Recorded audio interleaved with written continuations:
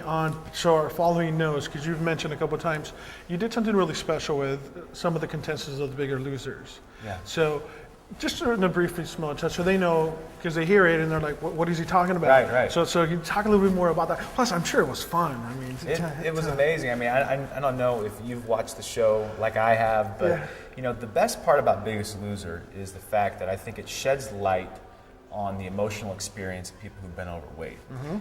So I jumped at the opportunity to do the first ever research study with past contestants of the show. What we actually did is we did a series of interviews, and through those interviews we looked at is I really wanted to know what people's experiences were like prior to losing the weight and how life changed once they lost the weight. Right now, academically, we don't have a whole lot of research that gives us a roadmap. If someone came to you and said, Armando, I'm passionate about losing weight, but I'm scared about all the changes it's going to be, unfortunately, we don't have a roadmap to give someone and say, typically this is what you're going to go through with your identity. Typically this is what's going to happen with your relationships, your family. And so the research aimed at looking at those interviews and finding out what were the common themes we found amongst all the contestants, and then at a bigger level looking at what made people, some, more successful at keeping the weight off versus others. And what we found was a direct correlation to what you're all about, which is the internal healing. People who were more willing to go within themselves and find out some of the pain that they had and uncover it, take it out from underneath the rug and finally give it some light. And the people who were more willing to heal were the people that ultimately were most likely to make a commitment to loving themselves, choosing a new identity, and working through all the tough transitions. And keep the weight off, because a lot of people regain the weight. A lot do. Because they feel they need that. Absolutely. They feel they need that. They do. And the thing is that 95% of the people who lose a drastic amount of weight gain the weight back. So when I look at that number, it tells me that what you and I are doing, both independently and together, is important, because it tells us that what we're doing today isn't good enough. We have to find a way to make more of a commitment to the internal healing that is needed throughout this process. Exactly. I totally agree, man. That is something that I totally see. And like you said, they regain it because of the fact of, here's one thing that we teach with my Fight With That. We actually don't say weight loss. Okay. We say release.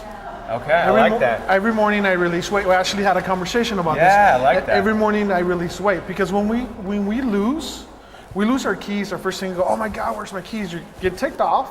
And second of all, your mind automatically tells you need to refine that. You need to find your keys. You lost your wallet, you need to find your wallet, because nobody wants to feel like a loser. Right. So what happens when every time you keep on telling your mind, I lost weight, your mind automatically keeps on saying, you need to regain it, you need to refine it, you need to refine it. So when you say, I released it, I no longer own it, you no longer have an attachment to it. It's released, it's gone, and you no longer own it. And I love that. I'm actually going to borrow that now. I like the term release, because I'm all about the therapy I do too. Is all about externalizing the things that we see to be problematic. I totally agree with you, because what I'm taking from what you're saying is essentially that if we view that as our weight, ultimately it's ours, we're going to find a way, like you said, to get it back somehow. And that leads to the process of having to go through this over and over. And if what we're concerned about is making a transformation one time and one time only, no matter how long it takes, then I think that's a better way to look at it. Another thing too, we've owned this way for so long. Right. So we owned it. It's our part of our lives. It's our identity. It's our identity, part of our life, exactly what you speak. So once we learn and teach our mind to release it and no longer be attached to it, your mind no longer is going to look for it. Right. And you said a sample of the car keys or wallet. A woman loses her purse. I got to find my purse. She gets all ecstatical. She gets all mad, and she's unhappy until she finds it, or I got to get a new one. And it's just your mind keeping telling you, you're a loser. You lost it. How can you do that? And blah blah blah. So you need to learn to release. Every morning I wake up saying, I'm going to release weight today.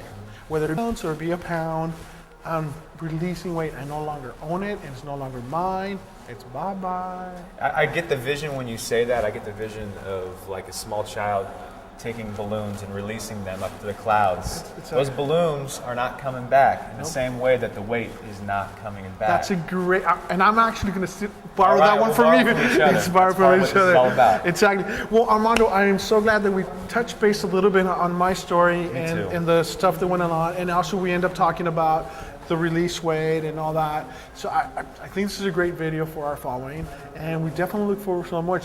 Tell us a little bit more of the other subjects that we're going to talk about. Well, I think there's so much we can talk about, but I know what we have on the map and we're scheduled to talk about next is going to be the impact of drastic weight loss on intimate relationships. If I'm in a relationship and say I lose the weight and maybe my partner does not lose the weight, what happens to our relationship?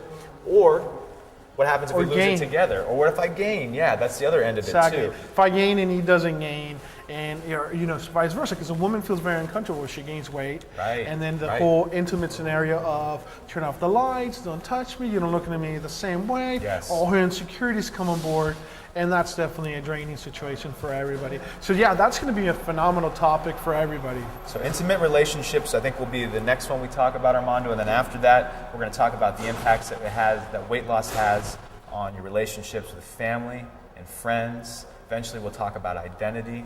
We'll have more than enough things to talk about. I really think your following is going to like some of the things we got. I think we're phenomenal giving some good information, because it's information, and that's the price is about. It's besides the fact that we're two handsome guys talking about this, it's information that we're bringing to the table. That's right. And that's the quality thing. Well, Armando, I want to thank you again. Remember, rock the 4. That's right, rock the 4, right? Exactly, rock the 4. Okay. You got it. Thank you, and stay tuned to the next video. Take care. Thanks a lot.